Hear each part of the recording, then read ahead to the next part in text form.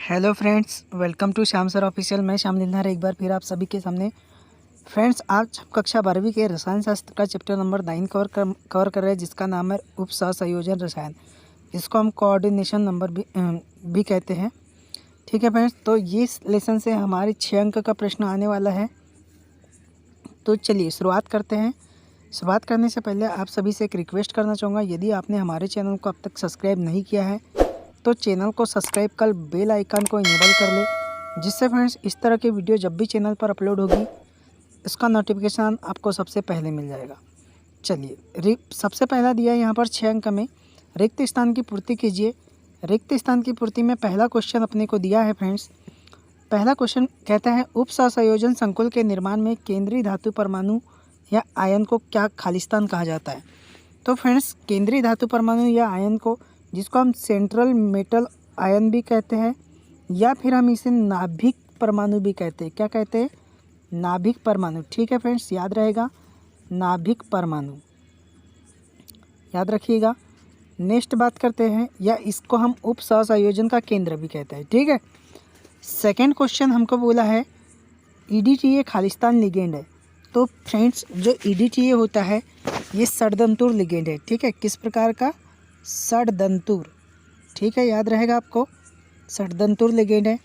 Next third की बात करते हैं, उप सहसंयोजी यौगिकों का रंग खालिस्तान संक्रमण के कारण होता है। तो फ्रेंड्स, ये होता है DD संक्रमण के कारण। ठीक है, याद रहेगा, DD संक्रमण। नेक्स्ट बात करते हैं क्वेश्चन नंबर 4, ज्यामितीय समानता खालिस्तान संकुलों में पाई जाती है। तो फ्रेंड्स, ये चतुष्फलकी और अष्टफलकी है। ठीक है, चतुष्फलकी और अष्टफलकी संकुलों में पाई जाती है। नेक्स्ट बात करते हैं क्वेश्चन नंबर 5, केंद्रीय धातु परमाणु से जुड़े सभी दाता परमाणु की संख्या को खालिस्तान कहते हैं। तो इसको हम समन्वयन संख्या कहते हैं। क्या कहते हैं? समन्वयन संख्या। ठीक है, समन्वयन संख्या। नेक्स्ट बात करते हैं फ्रेंड्स, एक वाक्य में उत्तर दीजिए। क्वेश्चन नंबर 2, यहाँ फ्रेंड्स पहला क्वेश्चन दिया है जिगलर नाटा उत्प्रेरक से संबंधित धातु का नाम लिखिए। तो फ्रेंड्स, जो जिगलर नाटा उत्प्रेरक है इससे संबंधित एक मैं धातु का नाम बता देता हूँ, आप याद कर लीजिएगा, ट्राई एल्किल एल्यूमिनियम। ठीक है, क्या याद रखिएगा? Try alkyl aluminium. ठीक है। नेक्स्ट बात करते हैं सेकेंड क्वेश्चन, किस प्रकार के लिगेंड किलेट बनाते हैं। तो फ्रेंड्स, जो बहुदंतुर लिगेंड होते हैं ये मिलकर किसका निर्माण करते हैं? किलेट का। ठीक है, कौन सा लिगेंड? बहुदंतुर। थर्ड की बात करते हैं, टेट्रा कार्बोनिल निकिल का सूत्र लिखिए। तो फ्रेंड्स, मैं आपको यहाँ पर सूत्र लिखकर बता देता हूँ। ये एक प्रकार का उप सहसंयोजी यौगिक है। देखो क्या बोला है, कार्बोनिल निकिल। ठीक है, कार्बोनिल, तो हम कार्बोनिल जो होता है लिगेंड है यहाँ पर। ठीक है, अब निकिल बोला है तो निकिल यहाँ पर क्या है फ्रेंड्स? केंद्रीय धातु परमाणु है। और कितना बोला है? टेट्रा। तो टेट्रा बोले तो 4, और इस प्रकार के इस कोष्टक से इसको बंद कर देते हैं। ठीक है, टेट्रा निकिल निकिल का ये सूत्र हो गया। नेक्स्ट बात करते हैं आप क्वेश्चन नंबर 4, क्रिस्टल क्षेत्र सिद्धांत के अनुसार उप सहसंयोजन यौगिकों में रंग का कारण क्या होता है। तो अभी पिछले समय ही बताया कि किस कारण रंग होते हैं, तो DD संक्रमण के कारण होता है फ्रेंड्स। नेक्स्ट, वर्नर के सिद्धांत के अनुसार धातुओं की कितने प्रकार की संयोजकता पाई जाती है। तो वर्नर के सिद्धांत के अनुसार धातुओं की 2 प्रकार की संयोजकता पाई जाती है। ठीक है फ्रेंड्स, किस किस की? पहली प्राइमरी और सेकेंड होती है सेकेंडरी। ठीक है, जिसको हम प्राथमिक संयोजकता और द्वितीयक संयोजकता भी कहते हैं। नेक्स्ट फ्रेंड्स, 2 अंकों के प्रश्न के बारे में। 2 अंक के प्रश्न मैं नीचे में आपको पूरा सॉल्यूशन उपलब्ध करवा रहा हूँ, तो चलिए वहाँ देखते हैं। यहाँ से पूरे क्वेश्चन का सॉल्यूशन इसी PDF में आपको डिस्क्रिप्शन बॉक्स में लिंक मिल जाएगी, यहाँ से आप देख सकते हैं।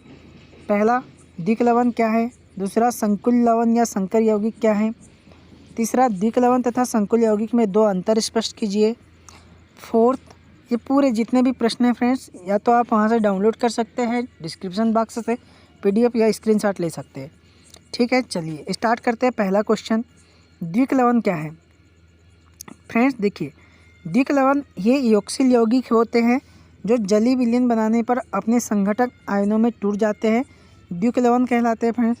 ठीक है, और ये स्वतंत्र पहचान रखते हैं, आयनीकरण होने पर अपने परीक्षण देते हैं। जैसे यहाँ पर हमने उदाहरण दिया है फेरस अमोनियम सल्फेट और पोटास एलम K2SO4 Al2.SO4 का होल थ्राइस .24H2O। ठीक, दूसरा क्वेश्चन बोला संकुल या संकर यौगिक क्या है। तो फ्रेंड्स देखिए, संकुल या संकर यौगिक किसे कहते हैं। ये होता है कि इन लिगेंडों में लिगेंड किसी धातु परमाणु या आयन से उपसहसंयोजी बंध द्वारा जुड़े होते हैं। धातु व लिगेंड मिलकर संकुल आयन बनाते हैं और जलीय विलयन में संकुल आयन अकेला आयन जैसे व्यवहार करता है तथा संकुल आयन में लिगेंड के रूप में जुड़े आसानी से अपनी पहचान खो देते हैं। इसके उदाहरण भी दिया है हमने यहाँ पर। ठीक है फ्रेंड्स, तो आप इसको स्क्रीनशॉट ले ले। थर्ड क्वेश्चन, द्विक लवण या संकुल यौगिक में दो अंतर स्पष्ट करना है। तो फ्रेंड्स मैंने यहाँ पर आपको केवल दो ही अंतर बताया हूँ, द्विक लवण और संकुल लवण में। ठीक है, तो आप यहाँ से भी देख सकते हैं। देख लो कि द्विक लवण क्या होते हैं, जल में घुलने पर अपने आयनों में विभक्त हो जाते हैं। पहले तो परिभाषा ही लिखना है। ये विलयन अवस्था में स्थायी रूप से अस्तित्व में होता है, यद्यपि कभी आंशिक वियोजन हो सकता है, संकुल लवण कहलाते हैं। यह ठोस अवस्था में स्थायी होते हैं और ये ठोस अवस्था में स्थायी होते हैं। जब इन्हें जल में घोला जाता है तो ये अवयवीय आयनों के रूप में विभक्त नहीं होते और ये अपने अवयवीय आयनों के रूप में विभक्त हो जाते हैं। तो इसके दो अंतर आपको अच्छे तरीके से याद कर लेना है फ्रेंड्स। नेक्स्ट बात करते हैं क्वेश्चन नंबर 4, केंद्रीय धातु परमाणु किसे कहते हैं। तो फ्रेंड्स केंद्रीय धातु परमाणु क्या होता है, देखो मैं आपको इसको एक वर्ड में ये भी बोल सकता हूँ कि जो क्या होता है लिगेंड में, जो लिगेंड से जुड़ा हुआ होता है, ठीक है, जो इलेक्ट्रॉन दान करने की चेष्टा रखता है उसे हम केंद्रीय धातु परमाणु कहते हैं। या फिर किसी उपसहसंयोजी सत्ता में परमाणु आयन जो एक निश्चित संख्या में अन्य आयनों समूह से एक निश्चित ज्यामितीय अवस्था में परिबद्ध होता है, केंद्रीय परमाणु या आयन कहलाता है। ये NCERT की परिभाषा है फ्रेंड्स, तो आपको ये याद करोगे तो बहुत अच्छा रहेगा। उदाहरण के लिए यहाँ पर दे दिया हमने 1 2 है ना 3। अब यहाँ पर आपको पहचानना कि केंद्रीय धातु परमाणु क्या है। जैसे एक प्रकार का सहसंयोजी यौगिक है ना, उपसहसंयोजी यौगिक है। तो इस उपसहसंयोजी यौगिक में जो निकिल है फ्रेंड्स, ये केंद्रीय धातु परमाणु। इस उपसहसंयोजी यौगिक में जो कोबाल्ट है ये केंद्रीय धातु परमाणु होगा और ये इसमें आयरन ये केंद्रीय धातु परमाणु। सेकेंड बात याद रखना फ्रेंड्स, इस केंद्रीय धातु परमाणु या आयन को लुईस अम्ल भी कहा जाता है। कभी कभी एग्जाम में क्वेश्चन आ सकता है कि लुईस अम्ल किसे कहते हैं। ठीक है, तो आप यहाँ से भी इसकी परिभाषा दे सकते हैं। ठीक, नेक्स्ट बात करते हैं। देखो लिगेंड क्या है। देखिए फ्रेंड्स, यहाँ पर मैंने एक उदाहरण के माध्यम से भी प्रस्तुत करके बताया कि लिगेंड क्या है। देखिए लिगेंड उपसहसंयोजन सत्ता में केंद्रीय धातु परमाणु या आयन से परिबद्ध आयन अथवा अणु लिगेंड कहलाते। ये सामान्य आयन हो सकते हैं या छोटे अणु हो सकते हैं। जैसे फ्रेंड्स एक उदाहरण भी दिया है यहाँ पर H2O या फिर अमोनिया। और जैसे एक मैंने इस उदाहरण में बहुत अच्छे से प्रस्तुत किया है यहाँ पर कि लिगेंड क्या है। देखिए फ्रेंड्स, ये एक प्रकार का उपसहसंयोजी यौगिक है जिसमें केंद्रीय धातु परमाणु कोबाल्ट है। ठीक है, और जो अमोनिया है ये कहलाता है लिगेंड और इसे हम छोटे कोष्ठक के अंदर बंद करके रखते हैं। ठीक है, और ये जो संख्या दी हुई है 6, ये उपसहसंयोजन संख्या कहलाती है और ये जो पूरा क्षेत्र कहलाता है ये उपसहसंयोजक गोला कहलाता है। ठीक है, नेक्स्ट बात करते हैं क्वेश्चन नंबर 6 के बारे में। क्वेश्चन नंबर 6 कहता है, देखिए क्वेश्चन नंबर 6 कहता है कि क्रिस्टल क्षेत्र सिद्धांत की 2 सीमा लिखिए।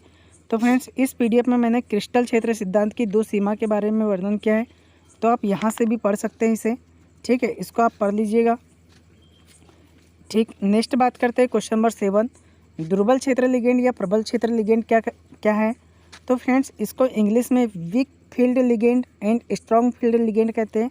वे लिगेंड जिसकी क्रिस्टल क्षेत्र या विपाटन ऊर्जा का मान क्या होता है, 0 होता है, दुर्बल क्षेत्र लिगेंड कहलाते हैं। और दुर्बल क्षेत्र लिगेंड के कारण इलेक्ट्रॉन का युग्मन नहीं होता है तथा ये उच्च चक्रण संकुल बनाते हैं। ठीक है, और प्रबल लिगेंड क्या होता है, जिसमें del0 का मान विपटन ऊर्जा का मान कैसा होता है, अधिक होता है, प्रबल क्षेत्र लिगेंड कहलाते हैं। और प्रबल क्षेत्र लिगेंड के कारण इलेक्ट्रॉन का युग्मन होता है तथा ये निम्न चक्रण संकुल बनाते हैं। ये परिभाषा बहुत ही आसान लैंग्वेज में मैंने आपको प्रोवाइड किया हूँ फ्रेंड्स, तो आपको बहुत अच्छे से इसको याद करना है। नेक्स्ट बात करते हैं क्वेश्चन नंबर 8, निम्न समन्वय यौगिकों के सूत्र लिखिए। देखिए फ्रेंड्स यहाँ पर टेट्रा एमीन डाई एक्वा, तो तो जैसे नाम से स्पष्ट है टेट्रा एमीन, तो आपको ये पता होना चाहिए टेट्रा का मतलब 4 होता है, डाई का मतलब 2 होता है। ठीक है, एमीन में अमोनिया को गिनते हैं फ्रेंड्स, और एक्वा में जल को बोला जाता है। ठीक है, उपसा संयोजी यौगिक में।